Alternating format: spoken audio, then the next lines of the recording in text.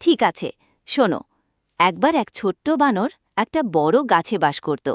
গাছটা ছিল নদীর ধারে, আর গাছে ঝুলত মিষ্টি মিষ্টি পাকা জামরুল। বানরটা প্রতিদিন সেই জামরুল খেত আর আনন্দে লাফালাফি করত। একদিন একটা কুমির নদী থেকে এসে গাছের নিচে দাঁড়াল। কুমিরটা বানরকে বলল, ওহে বানর ভাই, তুমি রোজ এত মিষ্টি ফল খাও, তোমার হৃদয় নিশ্চয়ই খুব মিষ্টি।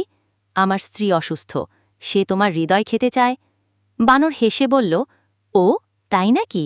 কিন্তু আমার হৃদয় তো গাছে, আমি খেতে আসার সময় আনতে ভুলে গেছি। আমাকে গাছে উঠতে দাও, আমি নিয়ে আসছি। কুমির রাজি হল। বানর গাছে উঠে পড়ল। তারপর উপর থেকে বলল, ও কুমির ভাই, হৃদয় কি কখনো শরীরের বাইরে থাকে? তুমি নিজেকে অনেক চালাক ভেবেছিলে, কিন্তু আমি তোমার থেকেও চালাক। এ কথা শুনে কুমির লজ্জায় পানিতে ডুবে